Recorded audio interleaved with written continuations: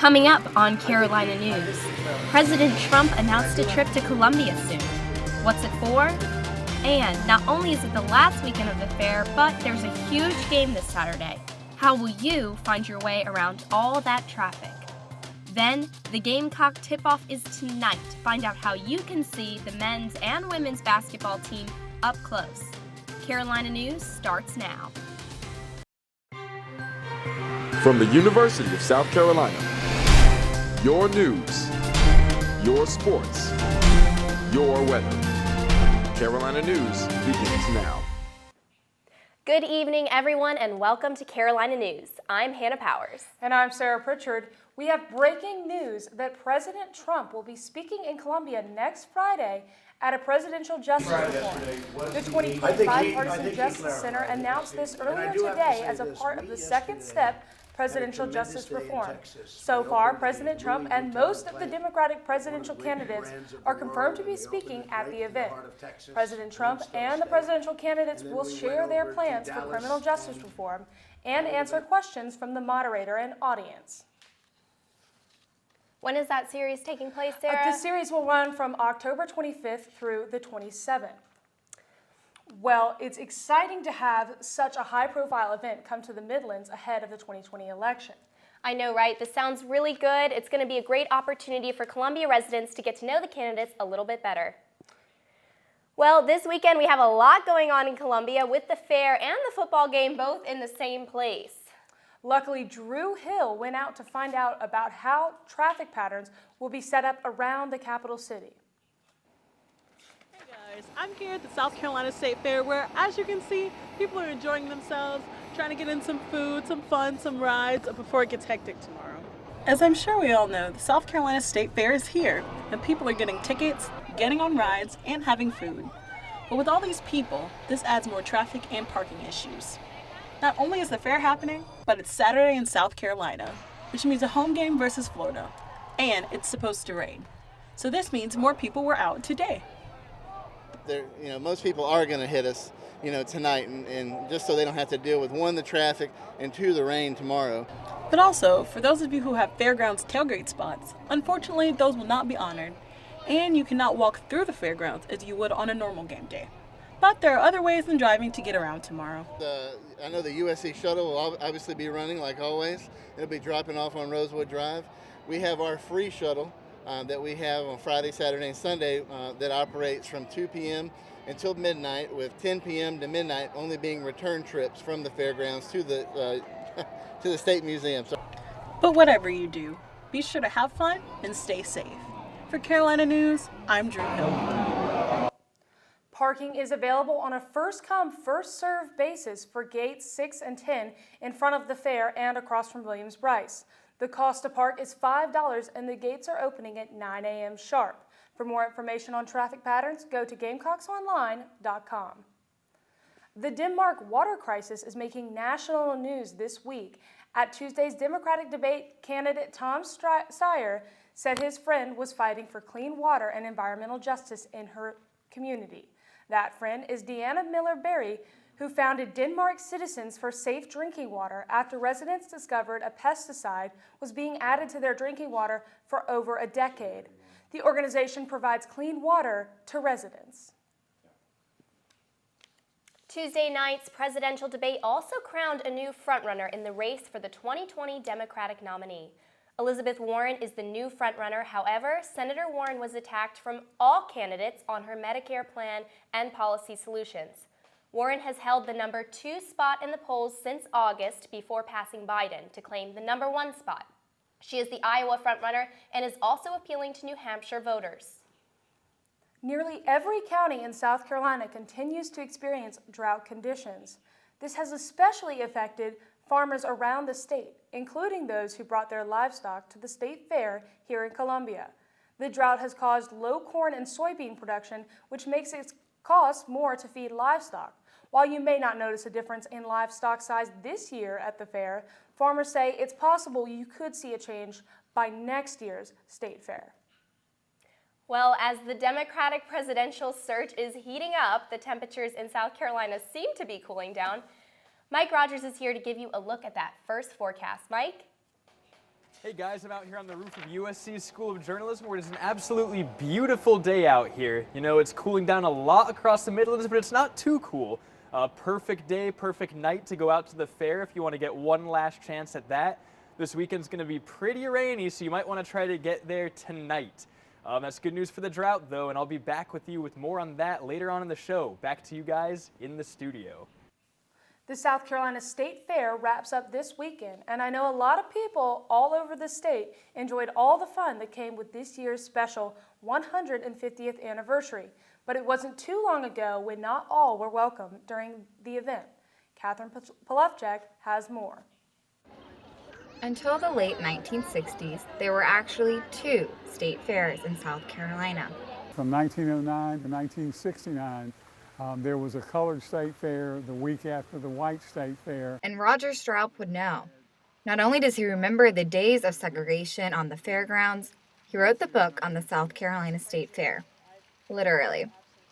Meet Me at the Rocket goes in depth about the history of the state fair, from the inception 150 years ago to showcase agriculture, to the fair we know now, and includes every detail in between, including the details that while once were simply commonplace, now seem strange and are painful to look back at. Well, the Colored State Fair, it really follows a history of segregation and integration in South Carolina if you look at it.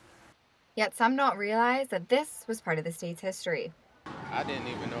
I never knew that was a thing. And when the Civil Rights Act came to be law in the 1960s, as schools started to integrate, the fair did too.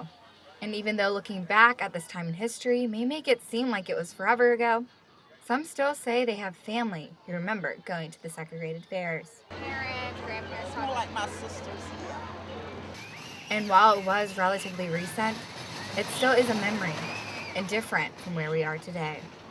Well, during the Jim Crow era, a segregated state fair was simply the norm. But now all fairgoers can enjoy not only fun food and fair rides, but they can celebrate diversity and the common bond that saying, "Meet me under the rocket," can bring. For Carolina News, I'm Catherine Polufchek.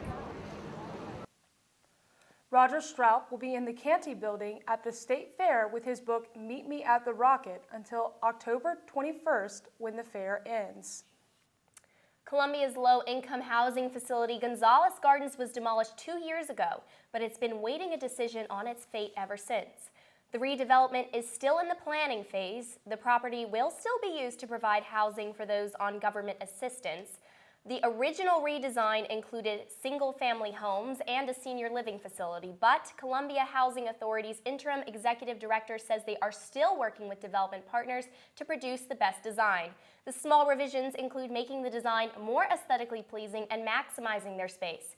It is still unsure when construction will begin. Nearly 1 million students nationwide who are eligible for free lunch at school could be losing that eligibility. The Trump administration proposed to tighten the eligibility for the Supplemental Nutrition Assistance Program, also known as SNAP. Several districts are rolling out Community Eligibility Provisions, or CEP, which offers student meals at no cost. Newberry County School District implemented this program last year in its elementary schools, and currently there are no outstanding balances for unpaid lunches, which was a problem before the program. The USDA says the proposal could cut $90 million a year from school food programs. Secretary of Energy Rick Perry resigned yesterday after being meshed into the Ukraine scandal. Perry's resignation has been anticipated for several weeks after news of his involvement in the Ukraine scandal leaked. The president praised Perry for his work. And he's been outstanding. And we already have his replacement. Rick has done a fantastic job at Energy. But it was time. 3 years is a long time. And he'll be leaving toward the end of the year, at the end of the year. Perry was in contact with Trump's personal lawyer, Rudy Giuliani, about Ukraine at the direction of Trump. Perry was a big supporter of what President Trump calls a policy of energy dominance. 5 siblings were adopted yesterday so they can stay together as a family. Lamont Thomas has fostered more than 30 children and adopted close to a dozen. The siblings ages 4, 3, 2, and 1 were all in the courtroom for the special adoption ceremony. Thomas says he will make sure the children have a great future. I mean, what a wonderful story is that?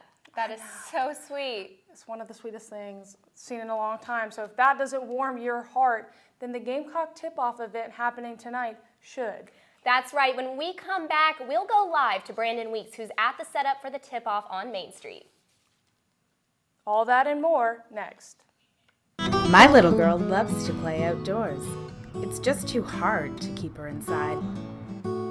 I really don't have enough time to play with her, and she cries if I don't let her out.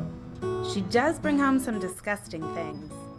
I don't know what she gets up to while she's gone, but she always comes back. You wouldn't treat your child this way. Why is it okay for your cat? Please, be responsible. Keep your cat indoors.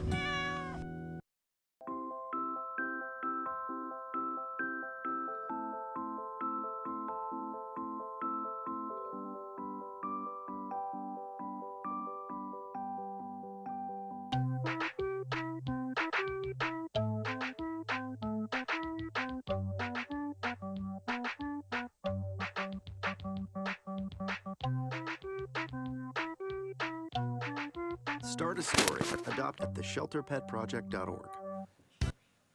Welcome back to Carolina News. We have Brandon Weeks live on Main Street to see how things are coming along for the Gamecock tip-off event tonight. The event is celebrating both men's and women's basketball teams. Brandon?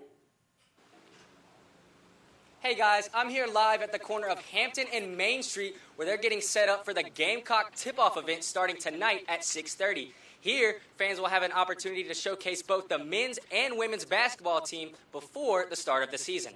The University of South Carolina is not typically thought of as a basketball school, but that could be quickly changing. The recent success of both the men's and women's teams is starting to make waves, and university officials want you to come check it out. As a university, we always want the community to come to our games and to support our teams, and so we just wanted to be able to involve the community in this event and kind of intertwine the two organizations. And according to Assistant Director of Marketing, Ellie Varn, fans will have the opportunity to meet the players firsthand and much more. It's a chance for them to come out and see the team for the first time and be able to get their autograph and meet them and be able to see them off of the court. Under head coach Don Staley, the women's basketball team has made an appearance in the tournament every year since 2011 and won it all in the 2016-2017 season. The men's team is not to be forgotten either, as they made it to the Final Four just 2 years ago and are expected to be strong this year. All of the hype has students excited as they prepare for the big night tonight. Yeah, I mean, both of Carolina's teams look good this year, both men's and women's. You're not going to want to miss it. Thanks, guys. Fans have been looking forward to this game for quite some time now.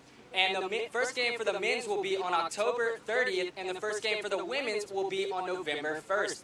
Both teams would love for you to come out and show your support in the stands. Reporting live from Carolina News, I'm Brandon Weeks. Back to you in the studio. Thanks, Brandon. A police chase involving a stolen car ended in a crash yesterday afternoon in West Columbia. Several vehicles were involved in the crash on the corner of Sunset Boulevard and Cougar Drive near the I-26 interchange. The chase lasted about 30 minutes before crashing, which is when police say two suspects got out of the car and fled the scene on foot. The suspects, 23-year-old Sean Riley and 30-year-old Albert Brisbane, have been arrested and face multiple charges. A Charleston County man has been arrested and charged after an armed robbery at an Orangeburg barbershop. Officials say Trayshawn Green of Hollywood, South Carolina, was arrested after he arrived at the hospital with his second suspect. Green is being charged with 2 counts of robbery and 2 counts of kidnapping. A barbershop employee was armed and shot at both of the subjects. Richland County deputies have arrested a man they say killed a woman after a fight. 32-year-old Clinton Thomas has been charged with involuntary manslaughter. The incident occurred at a family gathering where Thomas shoved the victim to the ground during a fight. She then hit her head on a concrete block. She died some days later from her injuries. Thomas is currently being held at the Richland County Jail. Well, it wasn't too long ago Will Muschamp seemed to be on his way out as the USC football coach. But now he may be the most loved man on campus. Reporter Eli Brand has more on why this change has occurred. Oh, what a difference 2 weeks can make. I think if you jumped off the Will Muschamp bus a few weeks ago, you're probably driving that thing right now. South Carolina football coach Will Muschamp is feeling a lot more secure today than he was just 2 weeks ago. After his Gamecocks lost 2 of their first 3 games, many fans wanted his head. But he may have found salvation in a familiar setting. Just when people thought it was all over for Will Muschamp as the Gamecocks head coach, he came back here to where it all started for him in his football career and reminded people just why they thought he could be such a good head coach. After beating his alma mater and the third-ranked team in the country, the University of Georgia, 20-17, Muschamp is hearing a different tune from fans. Well, of course, after the North Carolina and the Missouri game, those are times where a lot of people, not just reporters, start looking up buyout terms, start looking up contract language. You don't see that as much anymore. Post and Courier sports writer David Cloninger also says winning cures all. You know, nothing cures a bad time like winning. So, you know, a lot of people are willing to look over some of the warts from the Georgia game just because it was a win. 107.5 The Game host Tim Hill says he's hearing similar things. Things have drastically changed in the last 2 games. How could it not have changed in 2 games?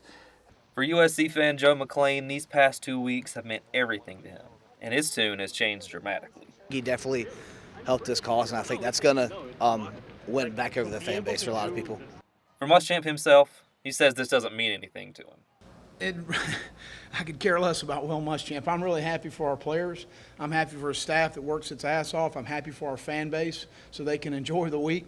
But since he's been winning, his seat has been a lot more comfortable. I mean, if it was like an ice bucket, you know, to put on the fire underneath his chair, it's extinguished right now. Reporting for Carolina News, Eli Brand. Muschamp has the opportunity to gain even more love this Saturday when the Gamecocks take on a top 10 Florida team at home. Well, Muschamp will have his hands full with the Florida Gators tomorrow, but he's also going to be battling some nasty weather conditions. Mike, what should we do to prepare for this game day weather? Thanks, guys. I'm still out here on the roof, and you might want to grab a jacket as we go into the evening with the dropping temperatures, but I'll tell you what else you need to be doing tonight.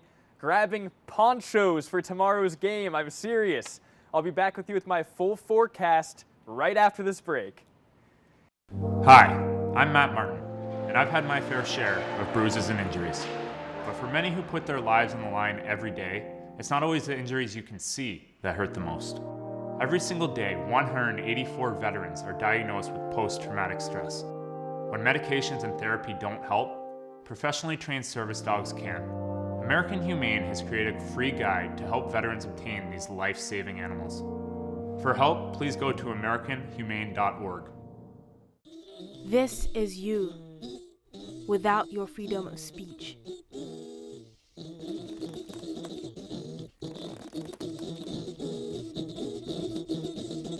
You have a voice, an opinion, one that has the power to make a change. Speak up.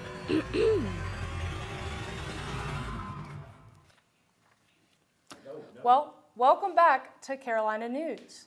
Mike, I understand it's going to be very rainy tomorrow for the game. Where's all this weather coming from? Well, that's right, Sarah. It is going to be rainy. There's a cold front moving in, and it's dropping temperatures all across the Midlands. So let's take a look at the currently in Columbia. As you can see, it is 71 degrees in Columbia right now. Humidity is 31%, and there's a little breeze going east at 3 miles an hour. As we look at the whole state, as I said before, it is we've got some humidity. It's 71 in Columbia, all across the. Tonight, it's really going to get colder as that cold front moves in. It's going to bring a lot of rain. We have 50 in Columbia. All the way up in the upstate, it's going to be 42. So if you're heading up to the upstate for the weekend, you're really going to want to pack some warmer weather for the weekend. Down here in the low country, it is going to cool down, not quite as much as it was in the Midlands and upstate, but we have 65 in Hilton Head, 58 in Charleston, and 53 in Myrtle Beach. Now, moving along to tomorrow, we have 64 in Columbia, 67 in Orangeburg. So we are going to have that cold front's going to come in, really cool things down. In the low country, not quite as much, but still cooler, 74, 73, and 72. Now, looking at that drought with the low pressure system coming in it isn't actually going to make that much of an impact. Right now, we have a severe drought still in effect in Columbia, even despite the recent rains. Most of the Midlands are in a moderate to severe drought. Really, only the low country has avoided this drought to this point. As we go into the 5-day forecast, as we said Saturday, you got to get the ponchos. I'm serious if you're going to this game tomorrow because you are going to be soaked without them. 100% chance of rain, 64 degrees, so it's really going to cool down. It's going to warm up a little bit going into Sunday and Monday, back up to 76 and 78. And as we go back into Tuesday and Wednesday, it's going to get colder, lows of 46 on Wednesday. So fall is here in Columbia, guys. What do you think about that? Sunday's looking really great to me. Oh, yeah. I'm thinking I'm glad my raincoat's going to keep me warm tomorrow. Absolutely. Get those ponchos. For sure. Sports is next on Carolina News. We give you an update on what's happening downtown as the UFSC Gamecocks kick off the 2019-2020 basketball season. Your son wants to get a cat, but you're allergic. Do you A, prepare yourself,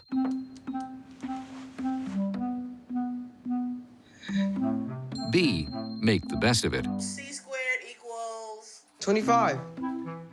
Good job! or C, find a loophole? When it comes to parenting, there are no perfect answers, but that's okay, because you don't have to be perfect to be a perfect parent. Teens in foster care will love you just the same. When disaster strikes, donated cash is the best form of relief. Cash is flexible and can quickly become whatever people need most, like all sizes and types of clothes, food choices specific to the affected area, access to clean drinking water, or medical supplies and other essentials. Cash is immediate and gives people who need aid the ability to provide it.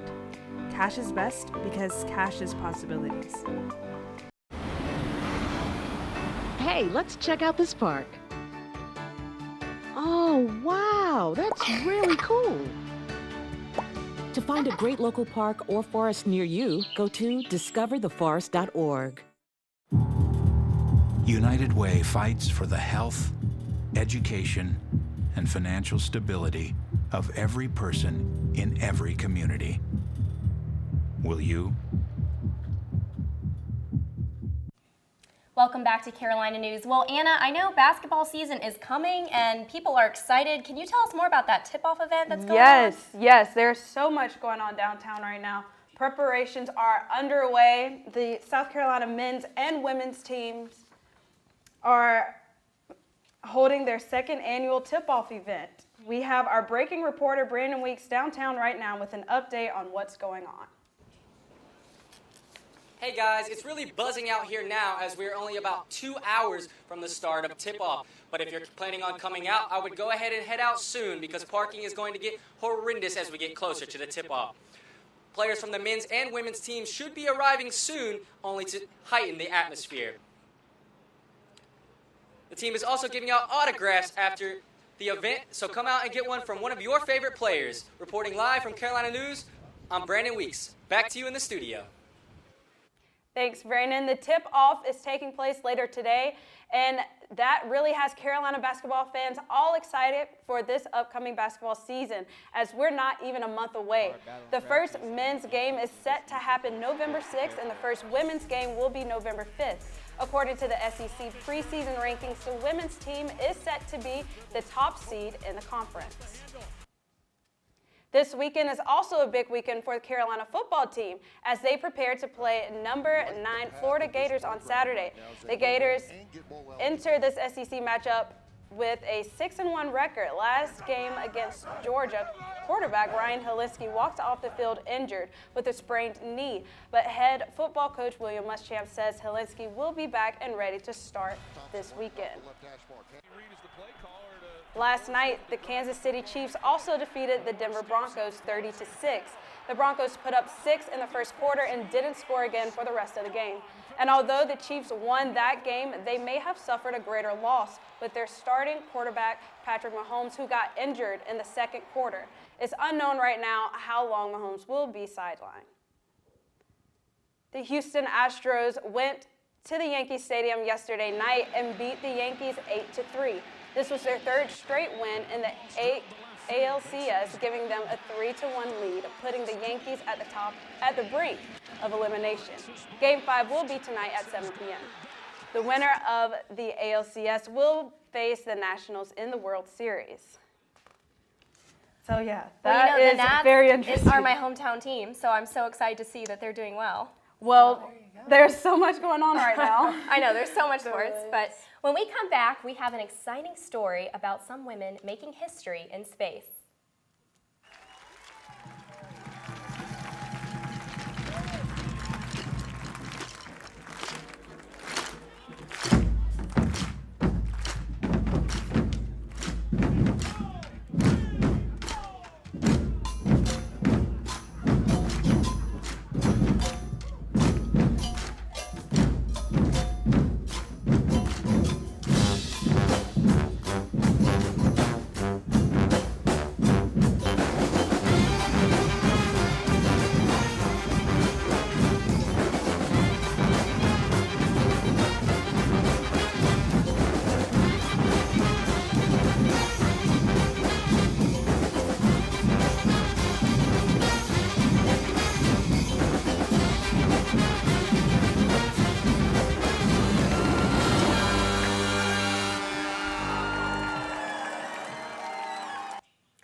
Finally tonight on Carolina News, history was made this morning as NASA had its first all-women spacewalk.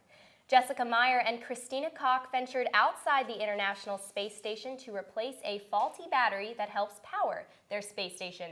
This marks the first time a woman floated out into space without a male crewmate.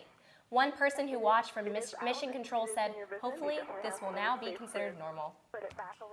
That is a very cool story. Hopefully we can get our first woman on the moon. I know. Maybe we need to start training for that. Yeah, oh my gosh. When I was a kid. Well, there you go. Well, Well, speaking for now, of let's space, I just have to, for now, let's just stick to the weather. What's the atmosphere bringing in this week? Oh, well, as I said before, it's going to bring a lot of rain. Maybe it'll make a little dent in the drought. And then as we go into Tuesday and Wednesday, it's going to get a lot cooler. So make sure you get those rain jackets, get those sweaters. It's sweater weather, rain weather, drought's gone, summer's gone. Well, we needed that relief. Yeah, we did, for sure. Good news. Well, that's all the time we have for today. Thank you for joining us. See you tomorrow. Have a great evening.